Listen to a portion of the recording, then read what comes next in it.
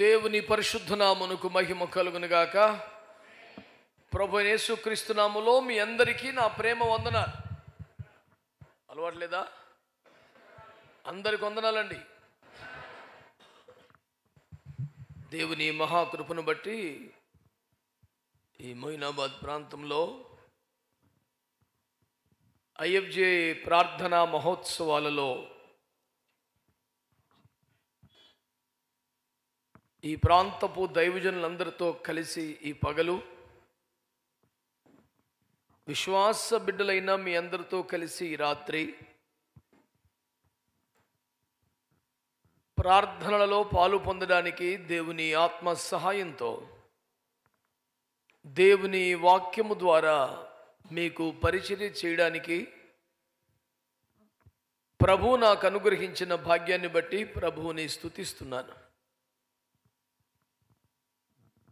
స్థానికంగా ఈ బాధ్యతను భుజానికి ఎత్తుకొని పట్టణము, మండలము, నియోజకవర్గము పాస్టర్లతోనూ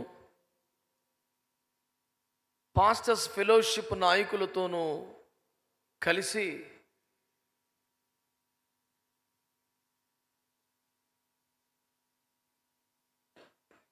ఏర్పాటు చేసిన ఈ అద్భుతమైన కార్యక్రమాన్ని బట్టి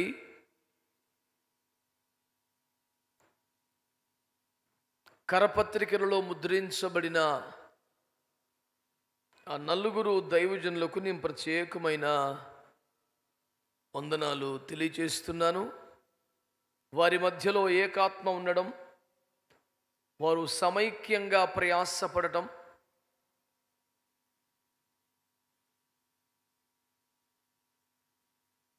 ఒక్క మాట మీద కార్యక్రమాలని నిర్వహించడం,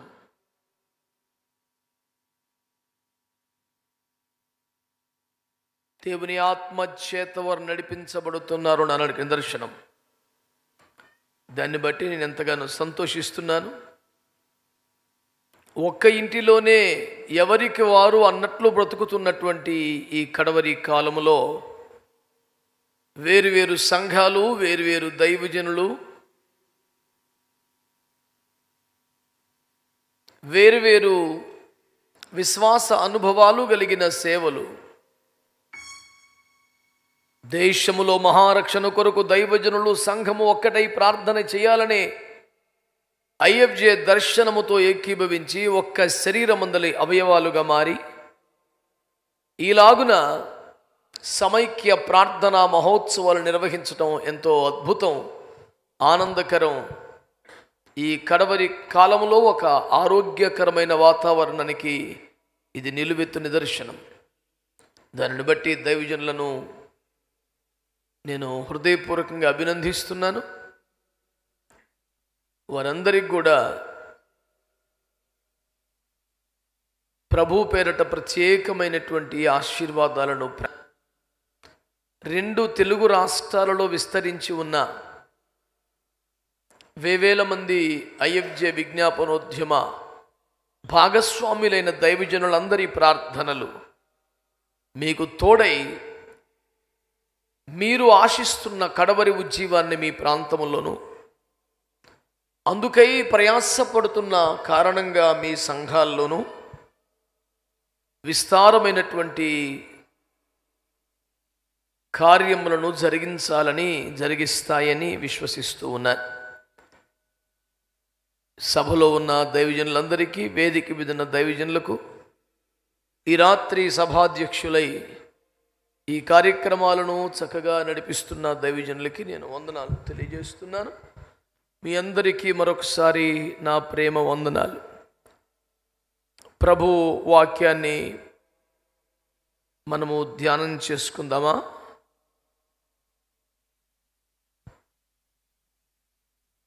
పరిశుద్ధ గ్రంథమైన బైబిల్లో నుండి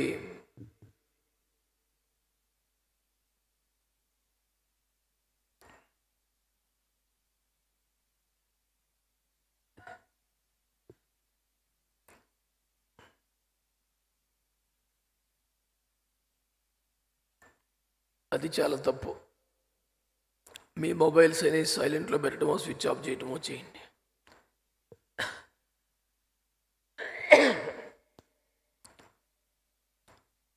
ఈ వేదిక మీద వ్రాయబడిన వచనం 2వ దినవృత్తాంతముల గ్రంథము 7వ అధ్యాయము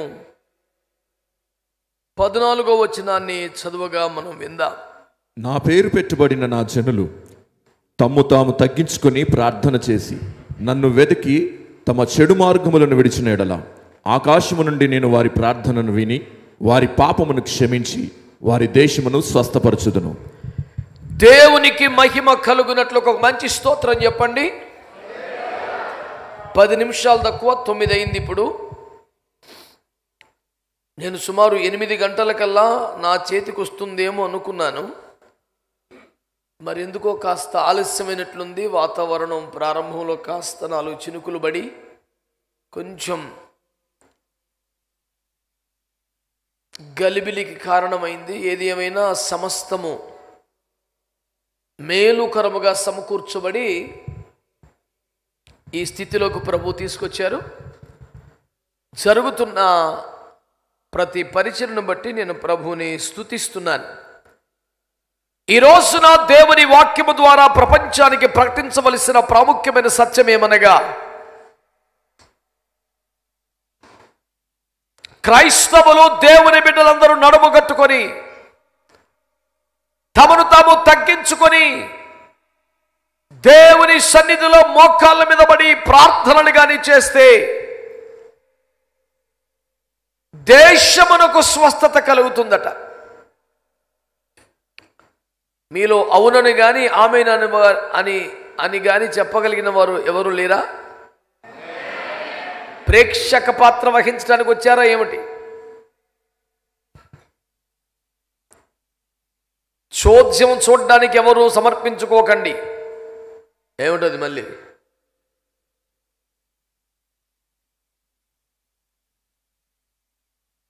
ప్రకటించబడుతున్న దేవుని వాక్యముతో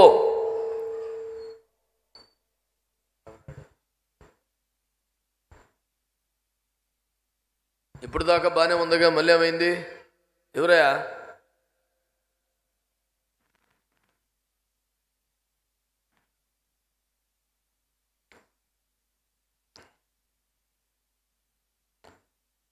దేవుని వాక్యముతో ఏకీభవించడానికి ఇష్టపడండి. దేవునికి స్తోత్రం కలుగునుగాక.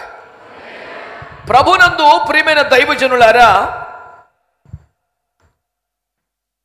నా పేరు పెట్టబడిన జనులు తమను తాము తగ్గించుకొని తమ చెడు మార్గములు విడిచి ప్రార్థన చేసి నన్ను వెతికిన ఎడల నేను వారి దేశమును స్వస్థపరచుదును అని సృష్టికర్త అయిన దేవుడు తన స్వరూపములో తన పోలికలో మానవుల్ని చేసుకుని ఎంతగా నరులను ప్రేమించిన దేవుడు పాపము ద్వారా తమ తమ మార్గములను చెరిపివేసుకొని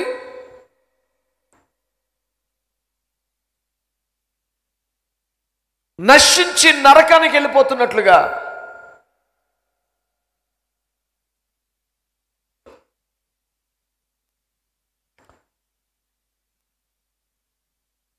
ప్రమాదము టంచులో ఉన్న మానవ జాతిని చూసి కనికరించి మహిమలోకమును వదిలి మానవాకారములోనికి వచ్చి పాప శరీరాకారమును ధరించి తన శరీరమందు పాపమునకు తానే శిక్ష విధించుకొని శిలువ రక్తము ద్వారా పాపులైన మానవులను పరలోకపు తండ్రితో మరలా సంధి చేసి సమాధానపరిచి మృతుల లోకానికి వెళ్ళి మరల వేదనలు భరించి పాపశిక్షను సంపూర్ణం చేసి చావుని చంపి సమాధి గుండె చీల్చి సజీవుడిగా తిరిగి లేచి అందరూ చూస్తుండగానే మేఘం మీద మహిమలోనికి వెళ్ళి తన ఆత్మను పంపి రేపో మాపో తిరిగి రాబోతున్నటువంటి దేవాతి దేవుడైన యేసు క్రీస్తు ప్రభుని ప్రేమను బట్టి ఒక అద్భుతమైన సమాచారం ఈ రాత్రి మీకు ప్రకటిస్తున్నారు. ఆ ప్రభువు వారట ఆయన పేరు పెట్టబడిన ఆయన జనులు, మేము క్రైస్తవులమే, మేము పాస్టర్లమే, మేము దేవుని బిడ్డలేమని చెప్పుకునే వాళ్ళంతా కూడా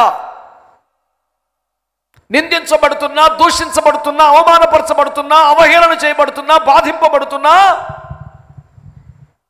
చివరికి భౌతిక దాడులకు గురవుతున్నా, తీవ్ర వివక్షకు గురవుతున్నా, బాహాటముగా అన్యాయము చేయబడుతున్నా, ఏమాత్రం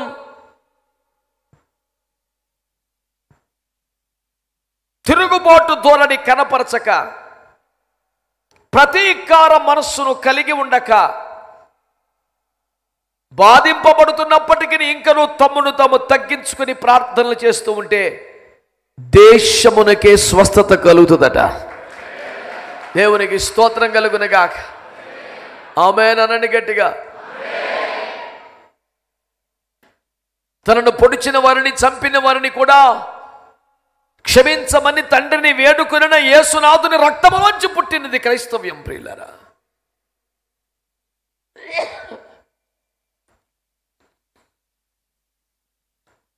లోకములో నుండి, సాధారణ మానవ జీవితంలో నుండి తనలా బ్రతకడానికి, తన ప్రేమను ప్రకటించడానికి, నిత్యము ప్రపంచం కొరకు ప్రార్థించడానికి ఆయన రక్తం పెట్టి కొనుక్కున్న వాళ్ళనే క్రైస్తవులు అని బైబిల్ చెబుతుంది. క్రైస్తవ్యకు కులము కాదు, ఒక మతము కూడా ఖచ్చితంగా కాదు. అపోస్తుల కార్యముల గ్రంథం 20వ అధ్యాయం 28వ వచనములో తన స్వరక్తమిచ్చి సంపాదించిన సంఘము అన్నాడు. ప్రకటన గ్రంథం 1వ అధ్యాయం 6-7 వచనాలలో తన స్వంత రక్తముతో కొనబడిన తన రాజ్యము అన్నాడు.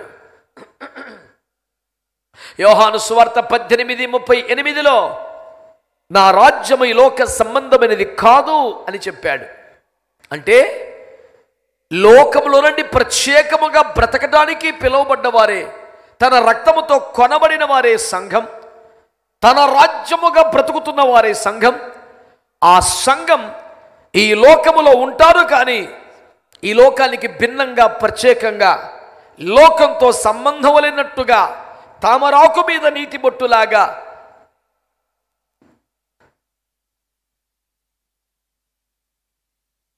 అపారమైన జలరాశిలో ఉన్నటువంటి సముద్రములలో ఓ చిన్న పడవలో నీళ్ళల్లో తానున్న తనలో నీరు లేకుండా బ్రతుకుతున్నట్లుగా, ఉప్పు నీటిలోనా బ్రతుకుతున్న తనలో ఉప్పు నింపుకోకుండా బ్రతుకుతున్న చేపలాగా క్రైస్తవ్యం ఈ లోకంలో నుండి ప్రత్యేకంగా పలవటానికి, బ్రతకటానికి పిలువబడిన ఒక ప్రత్యేకమైన భక్తుల సమూహం తప్ప ఇది కులము కాదు, మతము కాదని మీ అందరికీ మనవి చేస్తున్నాను. ఏమైనా పెద్దగా ఆమెను చెప్తే ఎవరైనా మిమ్మల్ని ఏమైనా అంటారా అండి? ఏం భయంగా దొంగ చెప్తారు ఎందుకు సార్? ఆమెనంటే అర్థం ఏమిటి? అవును, నిజమే, కరెక్ట్, సరే, అలాగే జరగాలి అనే కదా. అందుకే పాపిష్టి మౌన వ్రతం ఎందుకు? స్తోత్రం చెప్పండి గట్టిగా. హల్లెలూయా. When Christianity is not even a religion, I'm surprised some people are calling it as caste, which shows their knowledge even in the history. It's absolutely nonsense. And it is my appeal from this altar, IFJ prayer festivals of the whole world, especially my beloved Indian people and all the rulers and even opposition leaders. Christianity is not even a religion. How can somebody treat it as a caste? That is against the will of God. That is against the word of God. That is against the spirit of Christianity. And I'm very sorry for the Christian leaders who are also accepting this nonsense. And we, as a people of praying Christians and pastors, are strongly opposing this ideology. And we declare from this very moment, from I am for Jesus prayer movement, that we never presented ourselves as religion, not even caste. We are representing the love of Jesus Christ to pray for the world. దేవునికి మహిమ కలుగును గాక. అరే బాబు, క్రైస్తవ్యం అసలు మతమే కాదంటే క్రైస్తవ్యాన్ని కులానికి గడితే ఏం చెప్పాలి సార్? ఏమైనా సంబంధం ఉందా అసలు? దేవుళ్ళ పేరు మీద మతాలు పుట్టుకొచ్చాయి, వృత్తుల పేరు మీద కులాలు పుట్టుకొచ్చాయి.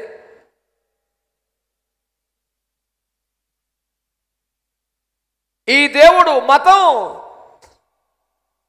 స్థాపించడానికి రాలేదు. మతం అనండి ఒకసారి.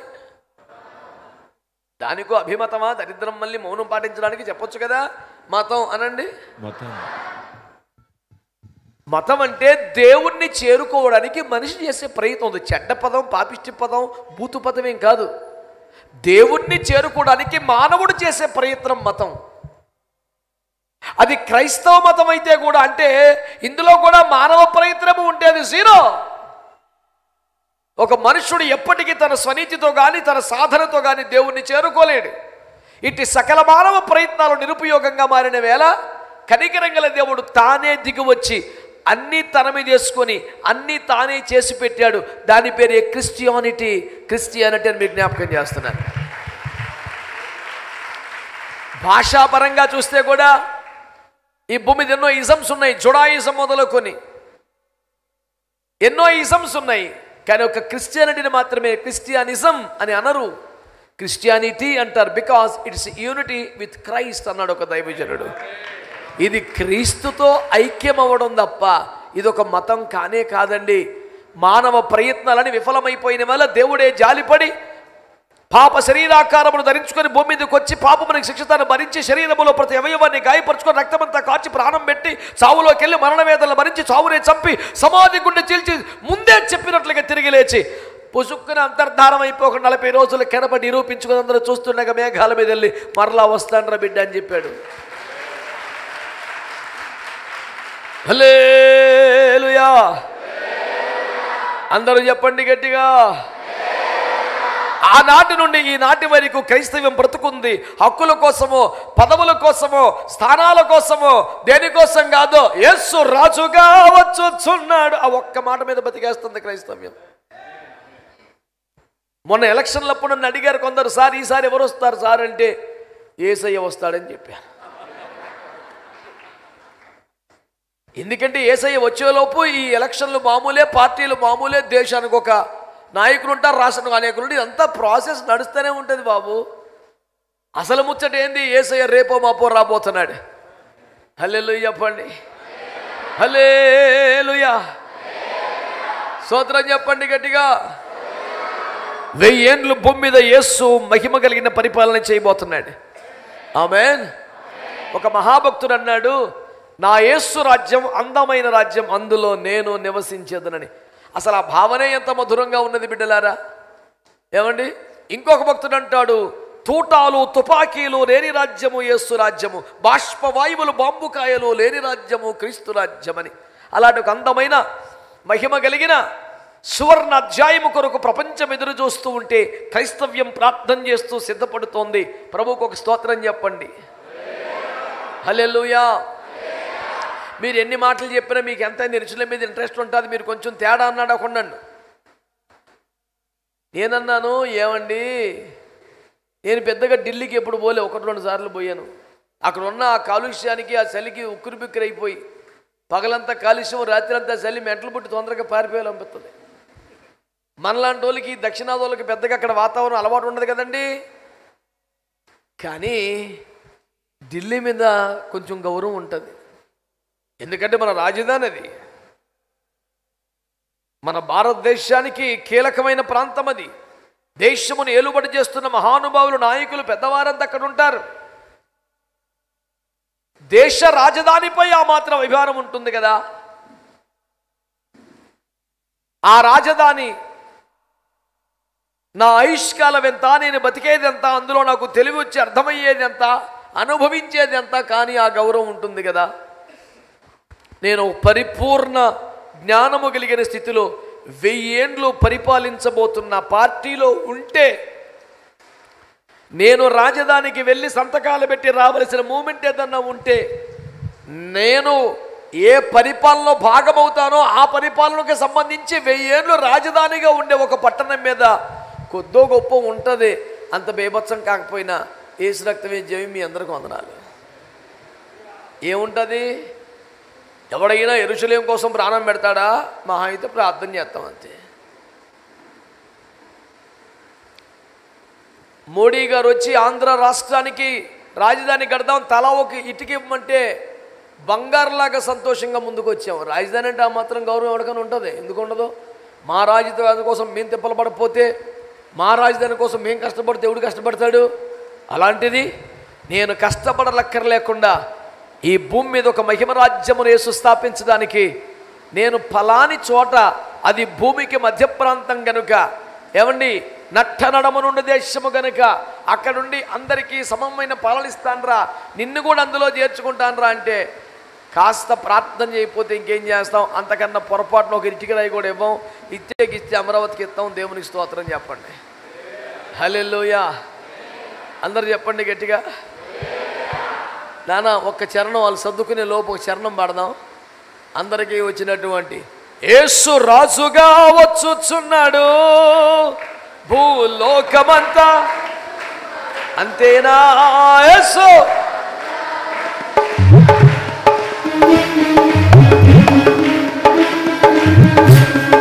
రావి కోటి తేజుడు, రమ్యమైన దేవుడు, రారాజుగా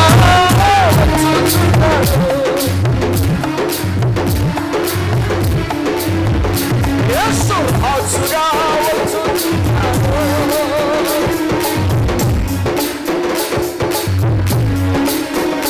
యేసు రాజుగా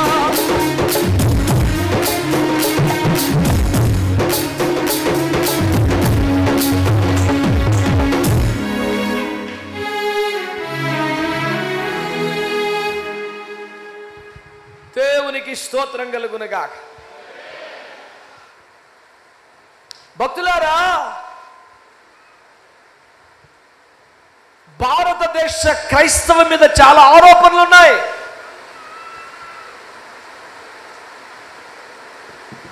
ఆరోపణలు ఎన్నో ఉన్నాయి. వాటిని ఖండించడమో వీరావేశం ప్రదర్శించడమో అది కనీసం వాస్తవం ఏంటో మీ దృష్టికి తెచ్చే ప్రయత్నం చేస్తున్నాను. క్రైస్తవం విదేశీ తత్తులని, ఈ దేశంలో ఉంటారు కానీ విదేశాల కోసం వాళ్ళు ప్రయాసపడతారని ఒక దారుణమైన నింద వేశారు. నింద వేయడానికి ఆధారాలు అక్కర్లేదు కదా. మనస్సాక్షి లేని మనిషి అయితే చాలు, ఎటుబడితే తిరిగే 2 నాలుకలు ఉంటే చాలు. నిందకేం పెద్ద పెట్టుబడి? ఏమైనా అర్హత కావాలా? పెట్టుబడి ఉండాలా? అసలు వాస్తవం ఏంటి తెలుసా? వ్యాపారం పేరు మీద భారతదేశంలో చొరబడి దేశపు అమూల్య సంపదను ఎత్తుకెళ్ళిపోయి తమ దేశంలో దాచుకొని తమ సంపదకు కారణమైన దేశాన్నే అణిచివేస్తూ పరిపాలన సాగించిన పాపిష్టి బ్రిటిష్ మోకల్ని చెదరగొట్టే మహోద్యమ స్వతంత్ర సంగ్రామములో ఏ క్రైస్తవుడు కూడా, మొదటి శతాబ్దము నుంచి ఉన్న ఏ క్రైస్తవుడు కూడా బ్రిటిష్ తొత్తులుగా లేరని, వాళ్ళు స్వతంత్ర సంగ్రామంలో దేశ నాయకులతో కలిసి ఉద్యమాలు చేశారు, జైళ్ళ పాలయ్యారు, దెబ్బలు తిన్నారని. అందుకనే నిన్న మొన్నటి దాకా ఉన్న మన కరెన్సీ నోటు మీద ఉన్న గాంధీజీ వెనుక ఉన్న 10 మంది తలకాయల్లో ఓ క్రైస్తవ తలకాయ కూడా ఉండిందని నేను మీకు జ్ఞాపకం చేస్తున్నాను. ఇది చరిత్ర కదా. చరిత్ర పునాదుల మీదే వర్తమానం ఉంటుంది, భవిష్యత్తు కట్టబడుతుంది కదా.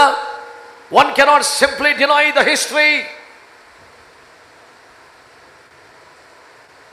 ప్రియులారా, దేవుని బిడ్డలారా, ఎప్పుడు భారతదేశానికి ఏ చిన్న ఇబ్బంది వచ్చినా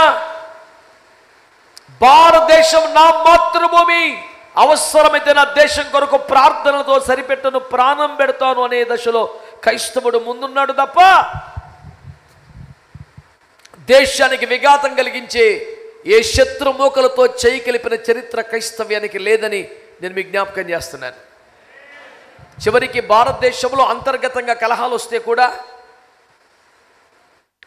జనమునకు మధ్య, జాతులకు మధ్య, మతాలకు మధ్య, ఎప్పుడైనా భారతదేశంలో ఏ వర్గానికి మధ్యలోనైనా సమస్య వస్తే దుఃఖముతో పగిలిన గుండెతో చెప్తున్నాను, క్రైస్తవం ఎప్పుడు బాధిత పక్షంగా, అణిచివేత గురైన వారుగా, గాయపరచబడిన వారుగా మిగిలిపోయారు తప్ప దాడులు చేసిన చరిత్ర, సమాజ విస్ఫోటనానికి, వేర్పాటుకి మూలమైన చరిత్ర క్రైస్తవానికి లేదని జ్ఞాపకం చేస్తున్నాను. ఆలోచనాపరులైన పెద్దలందరూ ఆలకిస్తారని ఆశిస్తూ ఒక మాట చెబుతున్నాను.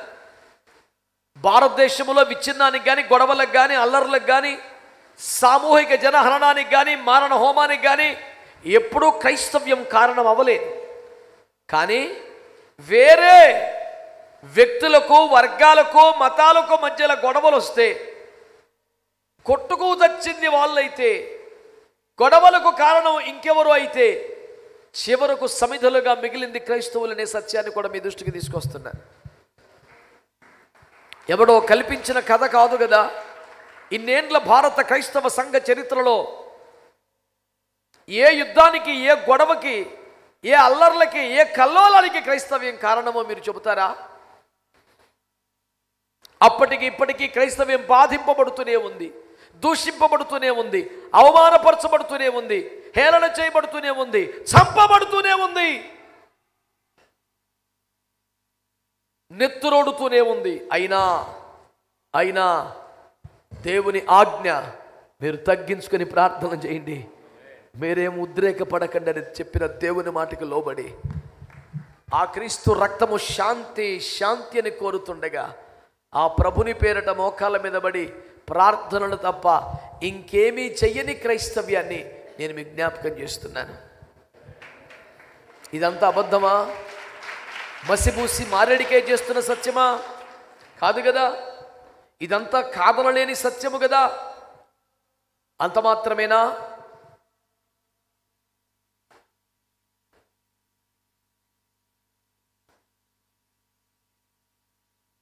ఒక దారుణమైన ఆరోపణ. వీరు మన దేశం కొరకు కాదు, ఒక పెద్ద అయిన ప్రవచనములు చెబుతూ వారు అన్నారు, ఏమో రేపొద్దున యుద్ధం వస్తే మనకి వ్యతిరేకంగా, వారికి సపోర్ట్గా మీరు మారిపోతారేమో, మా భయాలు మాకుంటాయి మరి అన్నారు.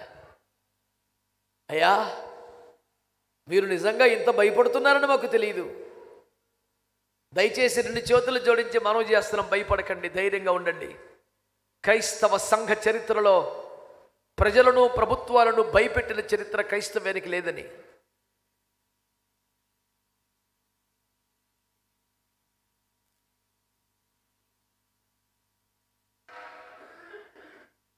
తనను చంపడానికి 30 రూపాయలకి అమ్మేసుకున్న వాడు వస్తే కూడా స్నేహితుడా, చెలికాడా అని పిలిచిన క్రీస్తునాథుని పద్ధతి ఇదని విజ్ఞాపకం చేస్తున్నాను. అయినా బైబిల్ గ్రంథములో మోషే అనే దైవజనుడు తన స్వజనుల విమోచన కొరకు గదా కష్టపడ్డాడు. ఇర్మియా తన ప్రజల రక్షణ కోసం కదా కన్నీరు గార్చాడు.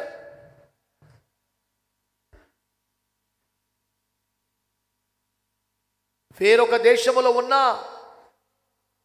నెహెమియా తన పట్టణం కోసం కదా కష్టపడ్డాడు. 127 సంవత్సరాలలో చెదిరి ఉన్న తన ప్రజల కోసం కదా మొర్దెకై మహారోదన చేశాడు. బైబిల్ గ్రంథములో ప్రార్థనలు చేసి కన్నీరు గార్చి శాంతియుతంగా మహోద్యమలు నిర్వహించినటువంటి దైవజనులందరూ తమ జాతి క్షేమం కోసం చేసిన వాళ్ళే. మరి ఇక్కడ భారతీయులు రొమ్ము తరుచుకుని చెబుతున్న సత్యం, భారతదేశములో ఉన్నటువంటి మొదటి శతాబ్దములో ప్రభువుని నమ్మి యేసు ప్రభు వారి శిష్యుల్లో ఒకడైన తోమా ద్వారా సువార్తను విని మారు మనసు బాప్తిస్మాలు పొంది యేసయ్య బిడ్డలుగా బ్రతుకుతున్న భారతీయ క్రైస్తవులలో ఎవరో విదేశాల నుంచి వచ్చి ఇక్కడ సెటిల్ అయ్యేవాళ్ళు కాదని, వీళ్ళందరూ ఈ మూల భారతీయులేనని, ఇక్కడ పుట్టి పెరిగిన వాళ్ళేనని, మేము మా దేశం కోసం, మా జాతి కోసం ఏడుస్తున్నాం తప్ప విదేశీ తొత్తులుగా ఎప్పుడు లేమని ఉండమని మీ అందరికీ నేను సవినయంగా మనవి చేస్తున్నాను. దేవుని వాక్యం చెబుతుంది, నా పేరు పెట్టబడిన నా జనులు తమను తాము తగ్గించుకొని చెడు మార్గములు విడిచి. ఎంతసేపు యేసుప్రభు మీరు తగ్గించుకోండి, మీ చెడును మార్చుకోండి, మీ పద్ధతులు సరి చేసుకోండి అని చెప్పాను తప్ప ఎవరి మీద వేలేజ్ పెట్టి చూపించమని ప్రభువు నేర్పలేదు మాకు. ఇంతకీ ఏమిటయా నువ్వు చెప్పేదంటావా? నా దేశ స్వస్థత కోసమే ఈ ప్రార్థన మహోత్సవాలు ఏర్పాటు చేయబడ్డ తప్ప మరొకటి కాదు. చాలామంది అంటున్నారు, స్వస్థతల పేరు మీద బలహీనలను ఆకర్షించేస్తున్నారు, క్రైస్తవ్యంలో కలిపేసుకుంటున్నారు తప్ప ఏమీ లేదని. మీరన్నది నిజమే. మేము అనబడేది వ్యక్తుల స్వస్థత కోసం కాదు, మా దేశమే స్వస్థపడాలని ప్రార్థన చేస్తున్నాం. కాశ్మీర్ మొదలుకొని కన్యాకుమారి దాకా భారతావని అడుగడుగునా గాయపడుతోంది. కాశ్మీరీ పండితులు రక్తం చిందించవలసిన అవసరం ఏముంది? వారు ఇంకెంతకాలం బాధించబడాలి? ఏమండి, ఉగ్రవాదం పేరు మీద కొంతమంది, మతోన్మాదం పేరు మీద కొంతమంది, ప్రేమోన్మాదం పేరు మీద ఈ పాపిష్టి తరంలో కొంతమంది ఉన్మాదులై ఉద్రిక్తత నడుమ రక్తాలు చిందిస్తూ ధనమాన ప్రాణములను దారుణంగా బలి చేసుకుంటున్నటువంటి పాపిష్టి రోజుల్లో అరికాలు మొదలుకొని నడినెత్తి వరకు భారతదేశమంతా గాయములతో రక్తమోడుతున్నటువంటి ఈ దుఃఖవేళ మా దేశమును స్వస్థపరచమని క్రైస్తవులు ఎలుగెత్తి ప్రార్థనలు చేస్తున్నాం.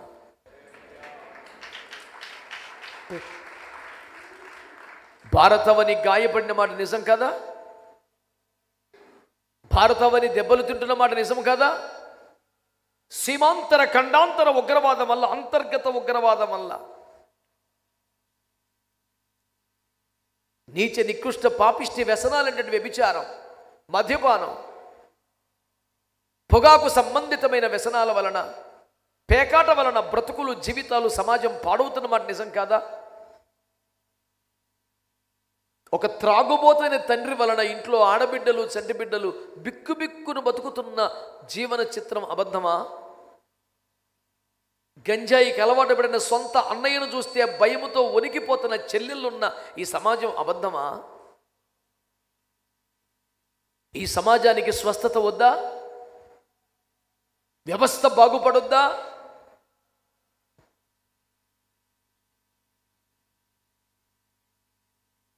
ఒక పక్క ఆ పూటకి ఆహారము కొనుక్కోలేని పేదరికంతో కొంతమంది, మరో పక్క లక్షల కోట్లు పన్ను ఎగవేస్తున్నటువంటి బడాబాబులు మరొక వైపు.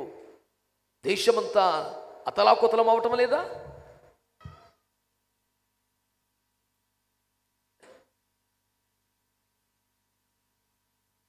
కమ్యూనిజానికి ఊపిరిపోసిన కార్ల్ మార్క్స్ కూడా బైబిల్ తప్పని, అబద్ధమని, వేస్ట్ అని, చెత్తని చెప్పలేదు. బైబిల్ చెప్పే పద్ధతుల్లో సమాజం బాగుపడటం కష్టం, ఈ అహింస, ఈ ప్రార్థన వల్ల కాదు, మనం ఉద్యమించాలన్నాడు. ఈ రోజున మీకు మనవి చేస్తున్నాను ప్రియులారా, పెద్దలారా, అణిచివేతను బట్టి ఉద్యమాలు పుట్టి కోపాలు, ఆవేశాలతో రకరకాలు వచ్చాయి సమాజంలో. కానీ బైబిల్ నమ్మే ప్రతి ఒక్కడు అప్పటికి ఇప్పటికీ తమ్మును తాము తగ్గించుకుని చెడు మార్గములు విడిచి ప్రార్థనలు చేసి దేశ స్వస్థత కొరకు ప్రయాసపడుతున్నారు. ఈ కూడికలు కూడా అందులో భాగమేనని మీకు మనవి చేస్తున్నారు. ఈ సభలో ఏర్పాటు చేసినటువంటి దైవజనులు కానీ, వారికి సహకరించిన ఇతర దైవజనులు కానీ, సంఘాలు కానీ ఎవరున్నారు చెప్పండి మీరు? విదేశీ తొత్తులుగా ఎవరుకున్నాయి చెప్పండి? విదేశీ సంపదలు ఎవరుకున్నాయి చెప్పండి? కోట్ల కొద్ది ఆస్తులు తమ కడుపు కట్టుకొని, నోరు కట్టుకొని, ఖర్చులు తగ్గించుకొని రూపాయి పోగేసి కొన్ని వందల మంది కష్టపడితే ఈ చిన్న కూడిక సాధ్యమైందే. ఇదంతా అబద్ధమా? ఎవరికి తెలియని విషయమా?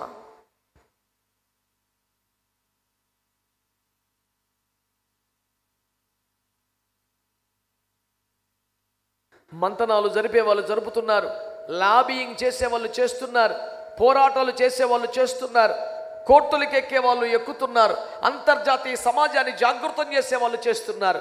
మేము మాత్రం ప్రార్థన మాత్రమే చేస్తున్నాం, ప్రార్థన మాత్రమే చేస్తున్నాం.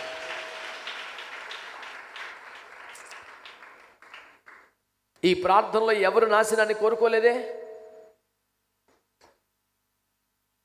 గత 11 సంవత్సరాలుగా ఐఎఫ్జే విజ్ఞాపనోద్యమం నిర్వహిస్తున్న ప్రతి ప్రార్థన ఆన్లైన్లో ఉంచుతున్నామే, ప్రతిదీ లైవ్ స్ట్రీమ్ చేస్తున్నామే, ఏది ఎడిటింగ్ చేస్తుంది లేదే. ఎప్పుడైనా ఎక్కడైనా ఎవరైనా నాశనం అయిపోవాలి కానీ శిక్షించబడాలని కానీ ప్రార్థన చేసి ఎరగమే. నేను ఒక్కరినో ఇద్దరమో కాదు కదా.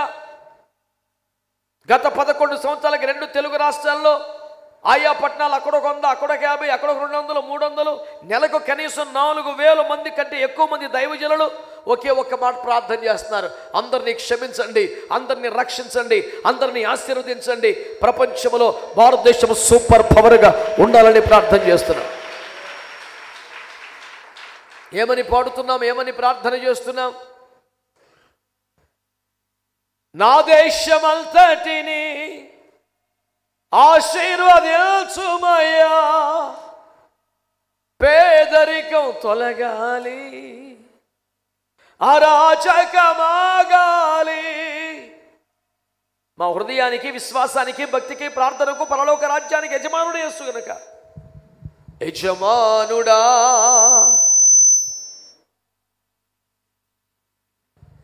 నా యేసు రాజువా, తలంపులెల్లా మా తపనయంతా నీ చిత్తం చేయుటయే. ఈ లోకములో ఒక పార్టీ స్థాపించాలన్నా, రాజకీయం చేయాలన్నా, ఇంకేమైనా నడపాలన్నా లేదే, ఒకే ఒక్కటి, మా దేశం ఆశీర్వదించబడాలి. ఏ రాష్ట్రంలో ఏ మూలైనా ఏ సరిహద్దైనా ఆక్రమణకు గురవుతుందంటే కడుపు కట్టుకుని ఉపవాస ప్రార్థనలు చేస్తుంది క్రైస్తవ్యం. సైనికులకి ఏదైనా అన్యాయం జరిగితే మాకే మోసం జరిగినట్టుగా గుండెలు బతుకుని నడుస్తుంది క్రైస్తవ్యం. ఎప్పుడు ఎక్కడ దేశానికి చిక్కొచ్చినా రోడ్డెక్కి పోరాడుతున్న వారు కొందరైతే కడుపు కట్టుకుని మోకాల మీద పడి ఏడుస్తున్న వారు క్రైస్తవులు. అందుచేత ఇందు మూలముగా 50 మందికి ఐఎఫ్జే ప్రార్థనా మహోత్సవాల పక్షంగా నేను ప్రకటిస్తున్నది ఒక్కటే, మమ్మల్ని అపార్థం చేసుకోకండి.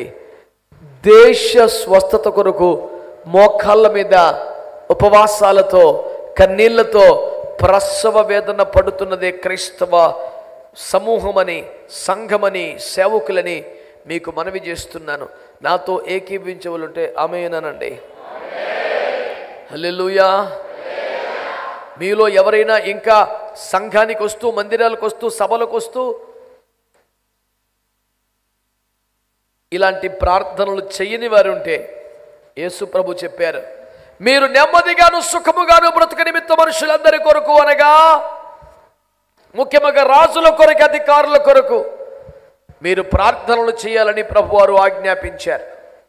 అందుచేత వచ్చిపోయే క్రైస్తవ్యులుగా ఆశీర్వాదాల స్వస్థతల కోసం లైన్ కట్టే జనాభాగా మిగిలిపోకుండా ప్రార్థన చేసే క్రైస్తవులుగా మారాలని, అందరి కోసం, ముఖ్యముగా ఏలుతున్న వారి కోసం ప్రార్థనలు చేసే క్రైస్తవులుగా మారాలని నేను మరొకసారి 50 మంది క్రైస్తవులకు, మొయినాబాద్ పరిసర ప్రాంతంలో క్రైస్తవులకు, దైవ సేవకులకు పిలుపునిస్తున్నారు.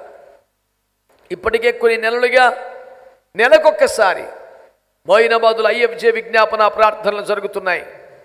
అదేదో మినిస్ట్రీ అనుకొని, అదేదో పాస్టర్స్ ఫెలోషిప్ అనుకొని దూరం నుండి చూస్తున్న వారు ఉంటే వారికి మనవి చేస్తున్నాను, ఐఎఫ్జే ఒక ప్రత్యేకమైన పాస్టర్స్ ఫెలోషిప్ కాదు. ఐఎఫ్జే ఒక వేరే డినామినేషన్ కాదు.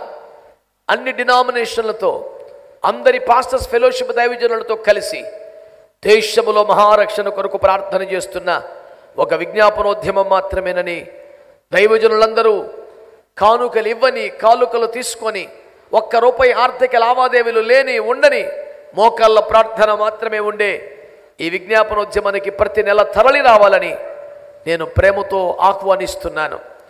అందరూ కూడా దైవజనులకు, ఈ ప్రాంత సేవకులకి చప్పట్ల ద్వారా మీ ఆహ్వానాన్ని తెలియచేయండి. ఇన్ని సమస్యలు పెట్టుకొని, ఇన్ని పోరాటాలు పెట్టుకొని, ఇన్ని కష్టాలు పెట్టుకొని మేము ఏమీ చేయం, ప్రార్థన ఏం చేస్తారంటారేమంటాయా, నీకు అసలు బాధ్యత ఉందా అని అడిగే పెద్దవారు ఉన్నారు. మంచి ప్రశ్నే.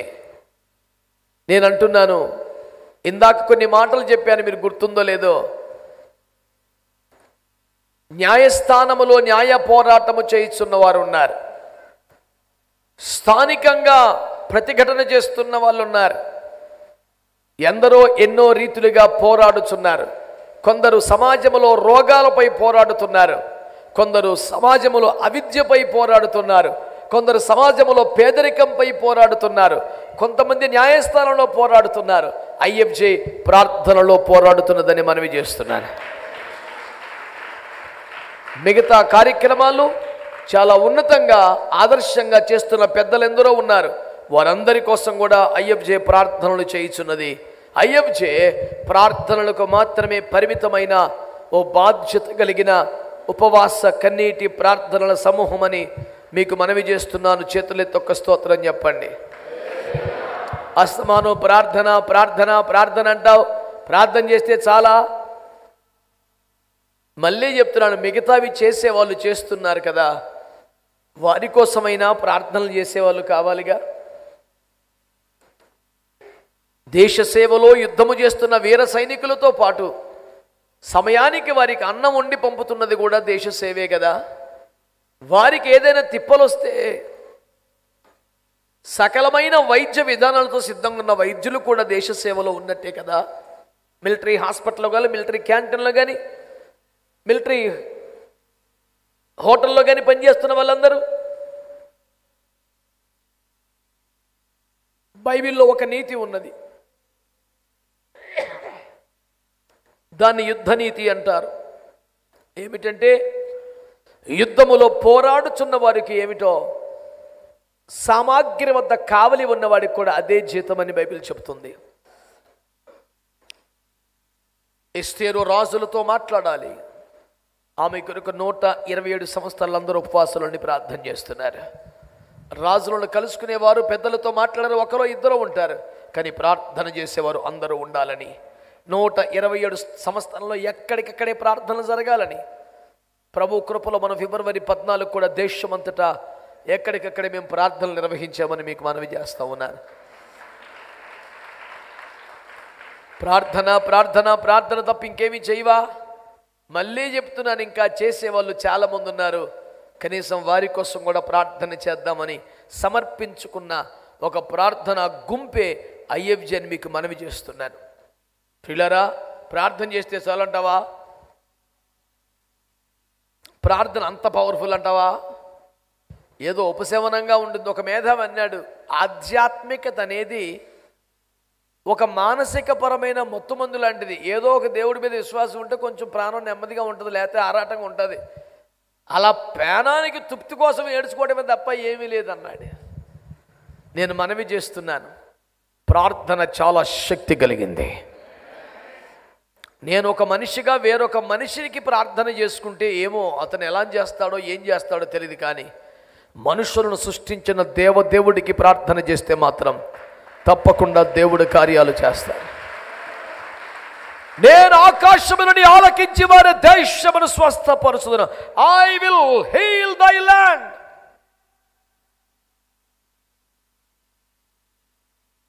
కొన్ని మాటలు మీకు చెప్పనివ్వండి బిడ్డలారా.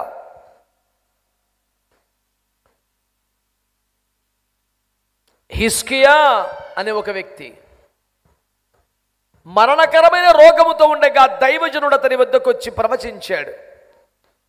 యెషయా భక్తుడు, నువ్వు మరణమవుతున్నావు, ఇక నువ్వు బ్రతుకో, నీళ్లు చక్కబెట్టుకో. అది యెషయా నిర్ణయం కాదు, దేవుని నిర్ణయమే సుమా. దేవుడు చెప్పమన్నమాటే, దేవుడే నిర్ణయాన్ని ప్రకటించాడు. వెళ్ళి చెప్పాడు. అతను గోడవైపు తిరిగి కన్నీరు గార్చి నన్ను ఒక్కసారి జ్ఞాపకం చేసుకో ప్రభు అని ప్రార్థన చేస్తే, నీవు మరణమవుతున్నావు, చనిపోతున్నావు, ఇక బ్రతకవని ప్రవచించిన ఆ దైవజనుడైన యెషయా ఆ ఇంటి నడిమి శాల దాటి బయటికి వెళ్ళకముందే దేవుడు మరలా మాట్లాడి, అతని కన్నీరు చూచాను, అతని మీద జాలి పడుతున్నాను, అతనికి మరణం అనే నిర్ణయాన్ని మారుస్తున్నాను, మరొక 15 సంవత్సరాలు ఆరోగ్యంతో కొన్ని ఆయుష్ అతనికి ఇస్తున్నాను మాట్లాడాడు. ప్రార్థన శత్రువు నిర్ణయాల్ని, శత్రువు కార్యాలని, రోగాలని, భయంకరమైన సమస్యల్ని కాదు, దేవుడు తన నిర్ణయాన్ని కూడా మార్చుకుంటాడు నీ ప్రార్థన అంగీకరించి. గట్టిగా చప్పట్లు కొట్టండి. ఆమేన్.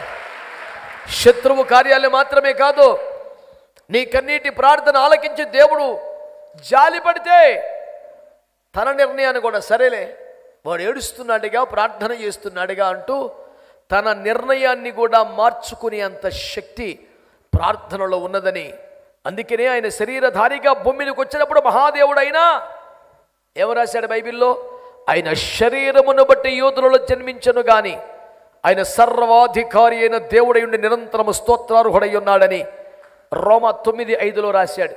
అంత గొప్ప దేవుడు శరీరమందు జీవించిన కాలమంతటిలో మహారోదనతోనూ కన్నీళ్లతోనూ ప్రార్థనలు చేశాడు. ప్రార్థన చాలా శక్తివంతమైనది. ఆమేన్ అనండి. హల్లెలూయా. అంతేనా? దేవుని బిడ్డలారా, మీరు గమనించండి, అదే యెషయా భక్తుడు ప్రార్థన చేస్తే 10 మెట్లు ముందుకొచ్చిన నీడ మరలా 10 మెట్లు వెనక్కి వచ్చింది. నేను 2వ రాజులు 20వ అధ్యాయంలో 1 నుంచి 10 వచనాల మధ్య మాట్లాడుతున్నాను.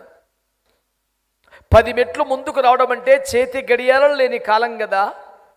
సూర్యుడు అలా పైపైకి ఎక్కుతున్న కొలది ముందుకొస్తున్న నీడను బట్టే సమయాన్ని లెక్కించుకునేవారు. దాన్ని ఎండ గడియారం లేదా నీడ గడియారం అనేవారు. 10 మెట్లు ముందుకు వచ్చిన నీడ అంటే 10 గంటలు అయిందనుకోండి, 10 మెట్లు వెనక్కి వెళ్ళాలంటే జరిగే పనే? సూర్యుడు ముందుకు వచ్చిన వాడు మరలా రివర్స్ గేర్ వేసుకొని వెనక్కి వెళ్తాడా? ఒకవేళ సూర్యుడు ఒక్కడూ వెనక్కి వెళ్ళాలనుకుంటే మిగతా గ్రహాలన్నీ కూడా తమ దారిలో తాను వెళుతుంటే, తమ కక్షలో తిరుగుతుంటే సూర్యుడు ఒక్కడే రివర్స్ అయితే కుదురుద్దా? ఒక్క సూర్యుడు వెనక్కి తిరగాలంటే మొత్తం సౌర కుటుంబంలోని గ్రహాలన్నీ తమ తమ భ్రమణములను మార్చుకొని వెనక్కి తిరగాలి. ఒక్క దైవ సేవకుడు ప్రార్థన చేస్తే, ఒక్క రోగి నన్ను జ్ఞాపకం చేసుకోమని ప్రార్థన చేస్తే, అయ్యా నా విశ్వాసమును మన్నించి బలపరచమని వేడితే, ఒక బలహీనుడి యొక్క విశ్వాసాన్ని బలపరచడానికి ఏమండి చిన్న చితక కాదో, కొద్దో గొప్ప కాదో, అవసరమైతే గ్రహముల భ్రమణములన్నీ ఆపి కాలచక్రముని వెనక్కి తిప్పి తన ప్రేమను నిరూపించుకునే సర్వశక్తియు మిక్కిలి కృపగలిగిన వాడు నేను ప్రకటిస్తున్న ప్రభువైన యేసుక్రీస్తు వారు. ప్రార్థన దేవుడు తన నిర్ణయాలనే మార్చుకునే అంతగా ప్రభావితం చేసింది.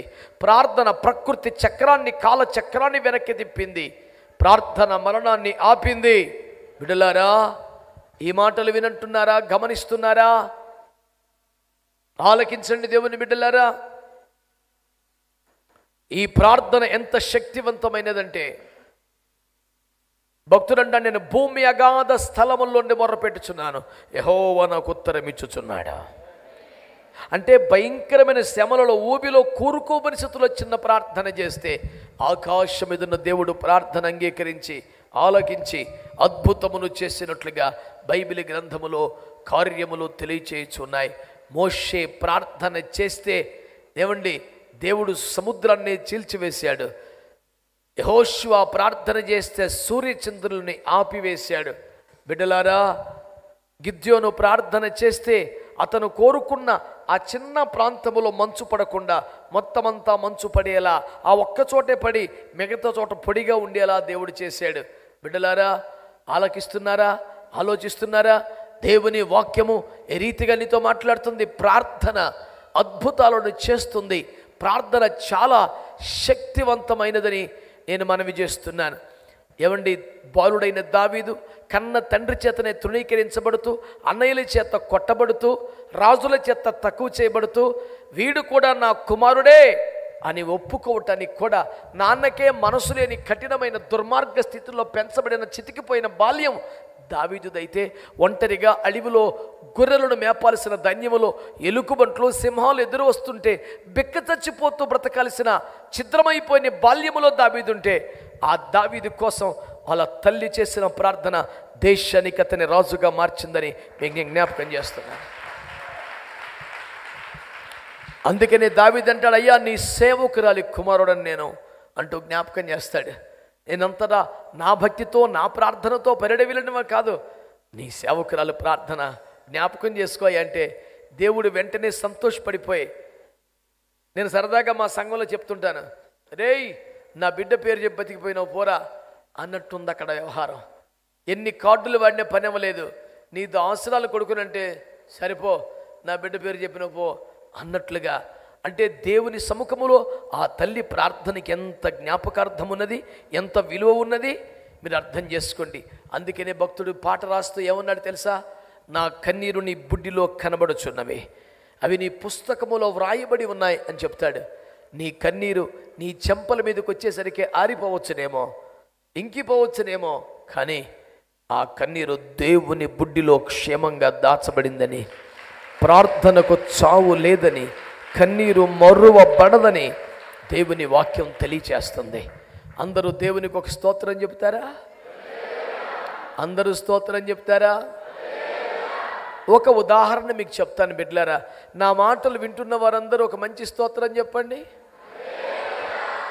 నా మాటలు వింటున్నారా? అర్థమవుతుందా నా భాష? నాకు ఈ తెలుగు తప్ప ఇంకొక భాష కూడా రాదు.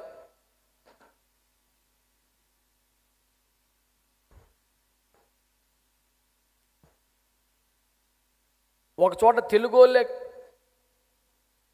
తెలుగోళ్ళే కదా అని నేను వెళ్ళాను వాక్యం చెప్పడానికి. వాళ్ళందరూ అవటానికి తెలుగోళ్ళే కానీ ఎవడికి తెలుగు రందంత ఇంగ్లీష్లో పుట్టి ఇంగ్లీష్లో పెరుగుతున్నారు వాళ్ళు. నాకు వచ్చింది సౌ. అప్పుడు ఇలా అన్నాను, అసలు ఆంధ్ర మెరుగని ఆంగ్లులకు ఆంగ్ల మెరుగని ఆంధ్రుడు ఏమి బోధించగలడు, నన్ను మన్నించుడి అని వెనక్కి వచ్చేసాను. No pastor, he plays teachers and what to teach in Telugu. When your people are not able to understand my Telugu, అప్పుడు అంటాడు ఒకడు, pastor we can understand Telugu but your typical Telugu is too tough to understand. अरे हम कहाँ से लेके आए भाई ये तेलुगु? ఉన్నదే అదే. మంచి వాళ్ళందరూ స్తోత్రం చెప్పండి. హల్లెలూయా. ఒక ప్రాముఖ్యమైన మాట చెప్తాను బిడ్డలారా, శ్రద్ధగా మీరు ఆలకించమని కోరుతున్నాను. యాకోబు అనే వ్యక్తి బైబిల్లో ఉన్నాడు. ఆయన అతిగా ప్రేమించిన భార్య రాహేలు అని ఉండింది. తాను రెండవ కాన్పు వేళ తాను చనిపోతున్నట్లుగా తను అర్థమై చాలా వేదన పడి ప్రసవించిన మరుక్షణమే దాదాపుగా తల్లి చనిపోయింది. చనిపోతున్నప్పుడు తన వేదనను చూసినటువంటి చుట్టుపక్కల ఉన్న స్త్రీలు, అమ్మా నువ్వు భయపడకు, చక్కని కుమారుడు కలిగాడు నీకు అని చెప్పారు.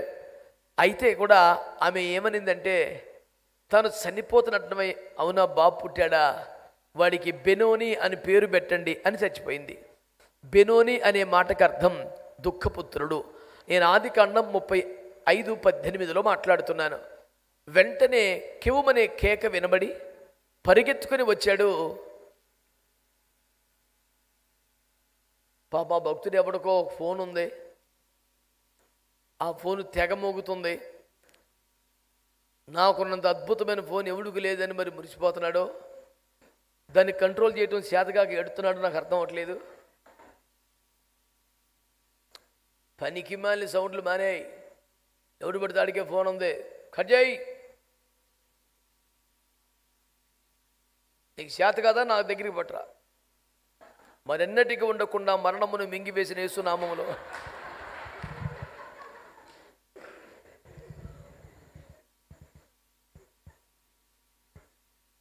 సభా మర్యాదలు, సభా సంస్కారాలు కొన్ని ఉంటాయి. మధ్యలో పిచ్చి పిచ్చిగా గోల్ చేయకూడదు. మారు మనసు పొందిన మంచి క్రైస్తవులు మాత్రమే స్తోత్రం చెప్పండి. దాదాపుగా చెప్పారు, కొందరు చెప్పలేదు. వారికి ఉన్న మంచి మనస్సాక్షిని బట్టి నేను సంతోషిస్తున్నాను.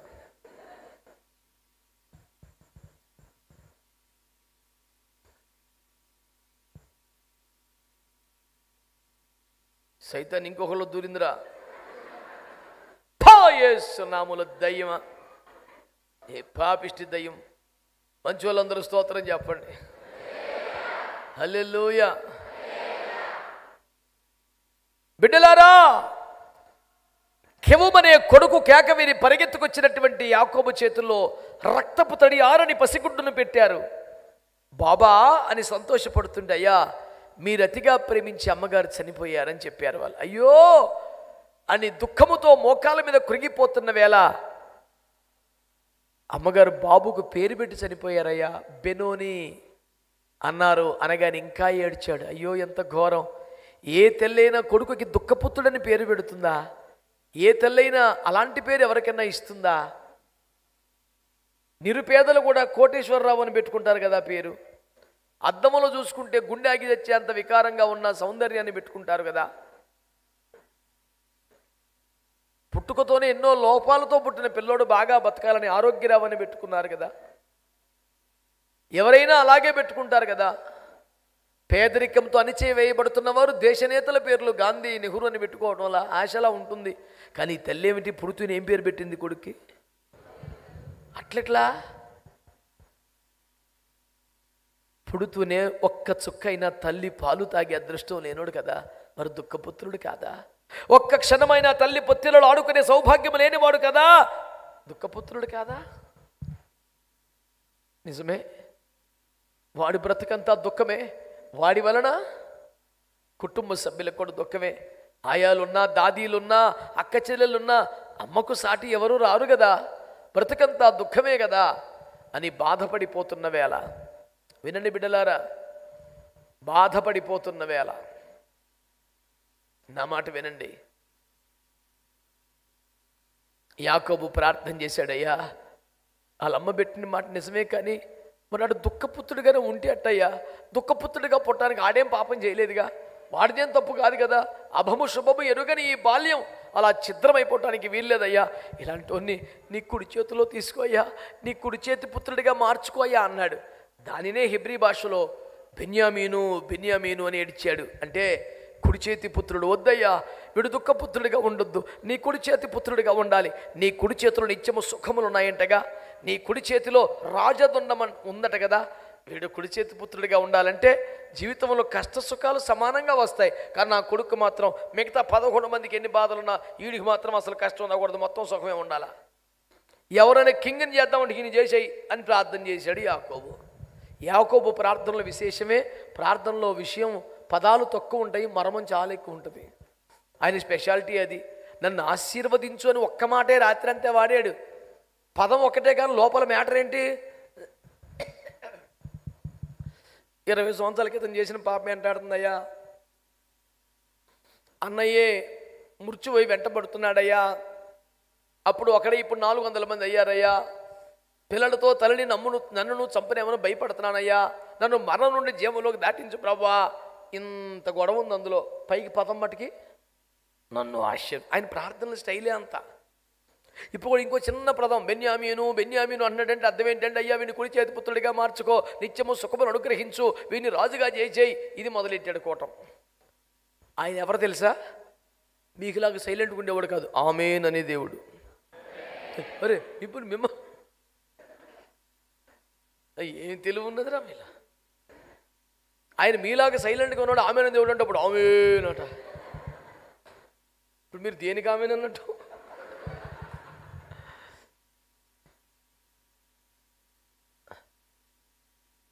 వీని నీ కుడి చేతి పుత్రుడిగా మార్చుకుంటే దేవుడు ఆమేన్ అన్నాడు. ఈ ప్రార్థన చేసిన యాకోబు కొంతకాలానికి చనిపోయాడు. ఆ ప్రార్థన చేయించుకున్న బెన్యామీను కూడా చచ్చిపోయాడు. ఇజ్రాయేలు దేశంలో వీళ్ళు 400 సంవత్సరాలు దాసత్వం ఉన్నారు. తర్వాత 40 ఏండ్లు అరణ్యయాత్ర, తర్వాత 300 సంవత్సరాల న్యాయాధిపతులు వెళ్ళారు. సుమారు 770 సంవత్సరాల తర్వాత ఏమన్నోయ్ ఇశ్రాయేలులో మాకు కూడా అందరిలాగా రాజు కావాలన్నారు.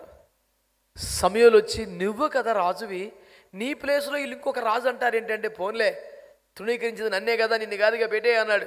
నీ స్థానంలో ఎవరిని పెట్టగలం ప్రభా, నా వల్ల కాదన్నాడు. రేపొద్దున 2 గాడిదలు ఎత్తుకుంటా కూడా వస్తాడు, ఆ నాన్న యూజ్లెస్ ఫుల్ అని తిడుతున్నాడు, ఆ 2 గాడిదలు కాపాడుకోలేకపోయాడు, పోతే ఎత్తుకోలేకపోతున్నాడు అని పెట్టే అన్నాడు. నీ స్థానంలో ఎవరిని పెట్టలేనంటే యూజ్లెస్ ఫీల్ని పెట్టమంటున్నావు, ఏ రకంగా న్యాయం అన్నాడు. నీకు ఎందుకులా పెట్టాన్నాడు? బహుశాడు రూబేను గోత్రం అయి ఉంటాడు అందుకని పెట్టేయమంటున్నావా అన్నాడు. కాదన్నాడు. పోనీ యూదా గోత్రమా సింహం అంటాడు కాబట్టి పెట్టాను, కాదన్నాడు. మరి ఎవడంటే అందరికన్నా లాస్ట్ వాడు 12 గోత్రం బెన్యామీను గోత్రం అని అన్నట్టు పెడతాం, అసలు ఏ రంగా కూడా కరెక్ట్ కాదన్నాడు. వాళ్ళ తాతకి మాట ఇచ్చానులే, పెట్టేయని అన్నాడు. మీరు మౌనంగా ఉన్నందుకు మీకు సన్మానం చేయాలి. ఏది నా బొకే ఏది? మహానుభావులు మేధావులంతా ఇక్కడే పోగుపడ్డారు. మోయినాబాద్ క్రైస్తవ్యం మోకపోయిన కారణం ఏమిటో? మీ స్వరం అద్భుతం నాయన. కానీ మీరు కూడా మౌనంగా ఉన్నారు. దేవునికి స్తోత్రం. Hallelujah. Excellent worship. I really enjoyed the spirit. ప్రియులారా, మీరు అర్థం చేసుకునే ప్రయత్నం చేయండి. ఈ ప్రార్థన చేసిన యాకోబు చచ్చిపోయాడు, చేయించుకున్న బెన్యామీను చచ్చిపోయాడు, కానీ ఆ ప్రార్థనకు చావు లేదు సుమా. 770 సంవత్సరాల తర్వాత మాకు రాజు కావాలంటే, ఒరే 770 సంవత్సరాల క్రితం యాకోబు కన్నీరు గారిస్తే ఈయన కుడి చేతి పుత్రుడిగా చేసేయండి. సరే అన్నాను, అడిగిచ్చే ఛాన్స్ అన్నాడు. మీరు అంటారు పాపం ఈ 7 ఎపిసోడ్ లేక ట్రిప్ ఇచ్చాడేమో. కాదు, మొదటి సమయంలో 13 రాస్తాడు. నాన్న, సదాకాలము నిన్నే రాజుగా ఉంచాలని దేవుడు కోరుకున్నాడు.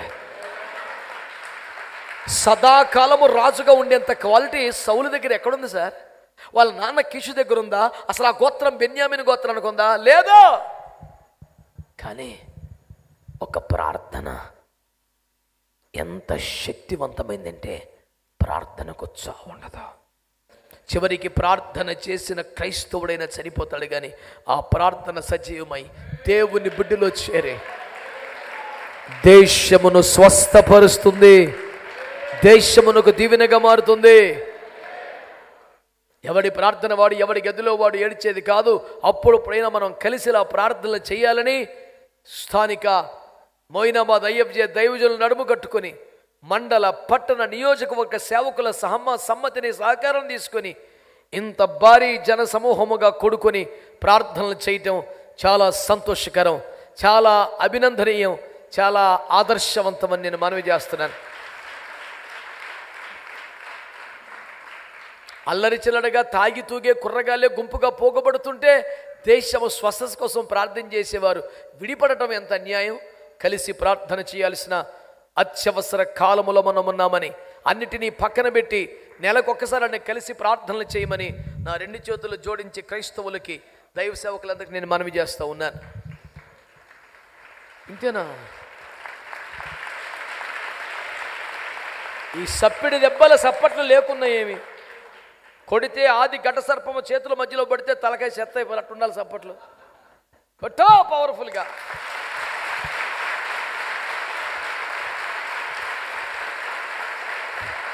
ఆమేన్. ప్రార్థనే మా ప్రాణము అని మేము పొద్దుగుకులు పాడుతుంటే అసలు ప్రాణమే లేకుండా ఉన్నారు మీరు.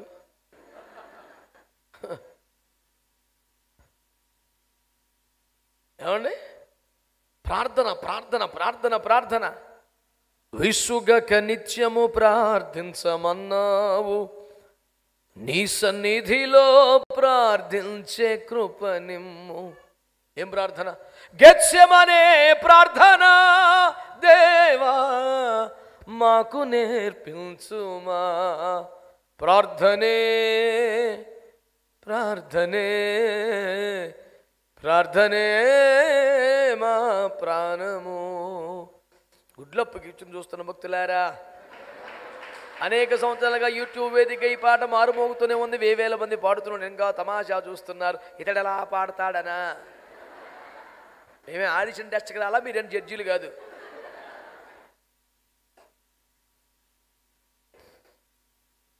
అందరం కలిసి ప్రార్థనే మా ప్రాణము అనండి. మీరే అనుకుంటే అందరూ బాగానే పడతానండి. ఇక్కడ ఈ నేల మీదనే విషయం ఉంది. అయితే అమ్మో, సుమధుర స్వరముల భక్తులందరూ ఇక్కడే సమకూర్చబడ్డారు. అలాగైతే కాస్త పై స్థాయిలోకి చెప్పండి. గెత్సెమనే ప్రార్థన దేవా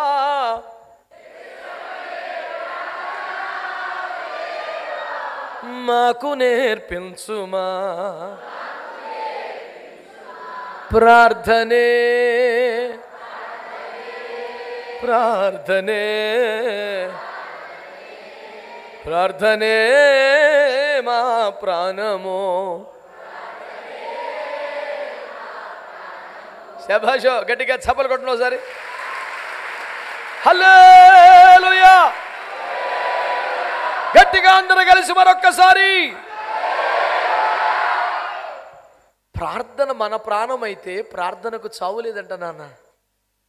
రాగాలకే రాణి అంటారు కళ్యాణి కదా నాన్న, కాదా? వాళ్ళు చూస్తే నా డౌట్ వస్తుంది మళ్ళీ. దేవునికి స్తోత్రం కలుగునగాక. హల్లెలూయా.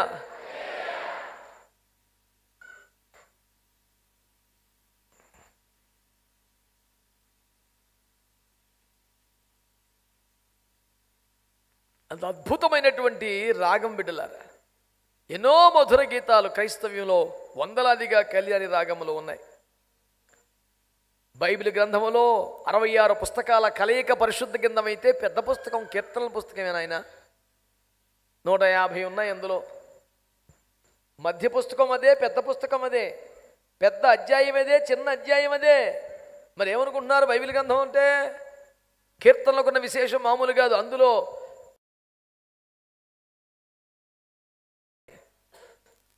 5-6 తాళాల పేర్లు రాశాడు. శృతి కూడా రాశాడు, ఫలాన్ని శృతిలో పాడమని. మన వల్ల కాదు కానీ దావీదు మహారాజు మాత్రమే పాడేవాడంట. అష్టమ శృతిలో పాడేవాడంట. నాకు తెలిసి భూమి మీద ఉన్నాడో లేదో నాకైతే తెలియదు. 4లోకి వచ్చేప్పటికే పేన మీదకి వస్తుంది. ఆ మహానువుడు ఎట్ట పాడేవాడు మరి? అష్టమ శృతిలో పాడేవాడు అంట. నేను పాడతానంటే బాగానే ఉండదు, అక్కడ అష్టమ శృతిలో పాడ తగినది అని రాశాడు. ఏడ పాడి చేస్తాం? మామూలు 1లో 2లో ట్రాన్స్పోజ్లో పెట్టుకొని తిప్పలు పడి పాడే బ్యాచ్ భూమి మీద బయలుదేరితే 8లో అవలేకగా పాడేసేవాడు అంట మహాను. బైబిల్ అంటేనే సంగీతం అండి. చాలా విశేషమైన విలువలు ఉన్నాయి ఇందులో.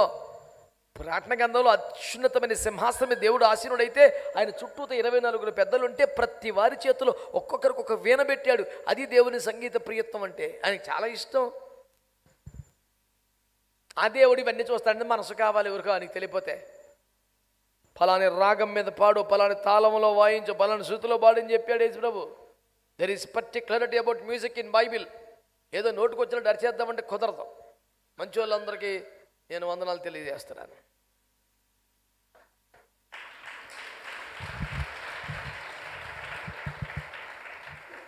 ये खामोश का राज क्या है भाई? मुझे तो समझ में नहीं आ रहा है. ऐसा खामोश बैठ के देख रहे शास्त्री के मुंह में क्या है भाई?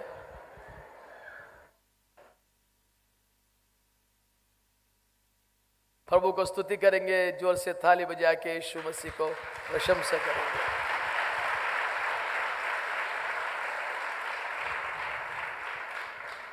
सिर्फ ताली बजाने को वचन नहीं बोल रहे भाई, स्तुति प्रशंसा करके साथ ताली बजाने के है. इधर चुपचाप बैठ के वचन ऐसा नहीं बता रहे. 47వ కీర్తనలో ఏమన్నాడు? సర్వజనులారా చప్పట్లు కొట్టడి, జయధ్వనులతో దేవుని గురించి ఆర్భాటం చేయడం అన్నాడు. అసలు జయధ్వనం లేకుండా, ఆర్భాటం లేకుండా గట్టిగా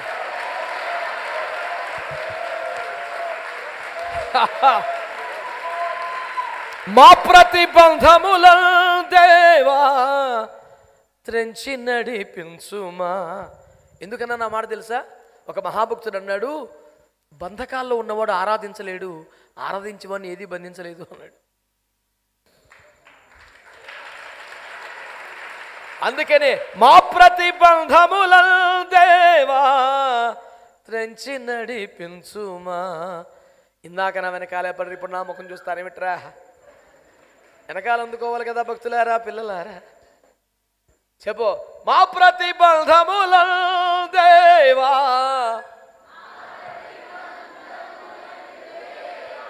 తెల్చి నడిపించుమా. ప్రార్థనే ప్రార్థనే ప్రార్థనే మా ప్రాణము. శభాష్, పోయిన బ్యానం మళ్ళీ వచ్చింది కదరా నాయన. దేవునికి స్తోత్రం కలుగునగాక. అందరూ చెప్పారా హల్లెలూయా? హల్లెలూయా. ప్రార్థన చేసిన యాకోబు మరణించాడు, ప్రార్థన చేసుకుని బెన్యామీను మరణించాడు, కానీ ఆ ప్రార్థన మరణించలేదు. అది దేవుని బుడ్డిలో చేర్చబడింది, సజీవ చైతన్యమై దేవుని జ్ఞాపకార్థ సూచనగా ఉన్నది. 770-40 సంవత్సరాల తర్వాత బెన్యామీను రాజునిగా మార్చింది. తన జాతి విమోచనకై ప్రాణాలకు తెగించి పోరాడినటువంటి విజయం సాధించిన మొర్దెకై బెన్యామీను గోత్రమే. 12 అపోస్తలులకు మించిపోయినట్లుగా సంగమునకు పునాదులు వేసిన పౌలు బెన్యామీను గోత్రమే. ఎక్కడ ఆదికాండం 35:18, ఎక్కడ ఫిలిప్పీ 3:8 బెన్యామీను గోత్రం ప్రభంజనము సాగుతోంది బైబిల్ అంతా. కారణం తెలుసా? ఒక తండ్రి కన్నీటి ప్రార్థన అని మీ జ్ఞాపకం చేస్తాను. ఆమేన్, ఆమేన్. ఈ వచనం ప్రభువు నాకు బయలుపరిచినప్పుడు, ప్రభువా మరి ప్రార్థించే తండ్రులు ఉంటే బిడ్డలకంత ఆశీర్వాదం కదా, మరి తండ్రులందరూ ప్రార్థించేవారు కానప్పుడు ప్రార్థించే తల్లిదండ్రులు లేని బిడ్డల భవిష్యత్తు ఏమిటయ్యా అని అడిగాను నేను. ప్రభు నాకు చెప్పిన మాట ఏంటి తెలుసా? అందుకనే కదా ఆత్మీయ తండ్రులను భూమి మీద పెట్టాను. మీ పని అందరి కోసం ప్రార్థన చేసుకోవాలి. 2 చేతులు పైకెత్తి స్తోత్రం చెప్పండి. హల్లెలూయా. ఆలకించి తండ్రి సన్నిధిలో నాకై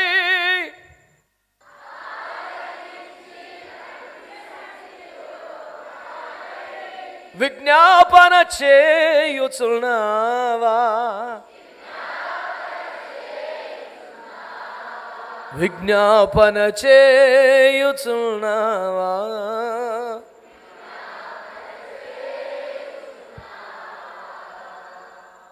నా యేసయ్యా. ఈ పాట మీకు వచ్చిందే కదా, మరి వెనకాల తగులుతారేమిట్రా? దేవునికి స్తోత్రం. హల్లెలూయా, హల్లెలూయా, ఆమేన్. ఇదంతా ఆరాగమే. దేవునికి స్తోత్రం చెప్పండి. నేను అప్పుడప్పుడు సరదాగా మా పిల్లలతో అంటాను, ఏ రోగానికైనా ఈ రాగమే చికిత్సరా, పాడేసుకో గట్టిగా అని చెప్తుంటాను. స్తోత్రం చెప్పండి గట్టిగా. హల్లెలూయా. గట్టిగా దేవునికి స్తోత్రం చెప్పండి. హల్లెలూయా.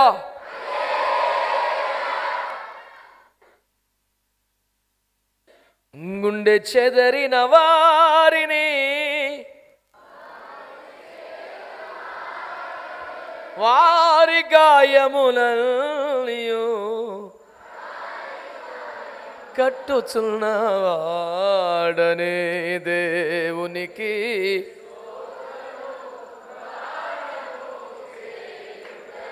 అది కూడా ఈ రాగమే. దేవునికి స్తోత్రం. హల్లెలూయా చెప్పరే. హల్లెలూయా. అది కూడా ఆ రాగంలోనే అన్నాను.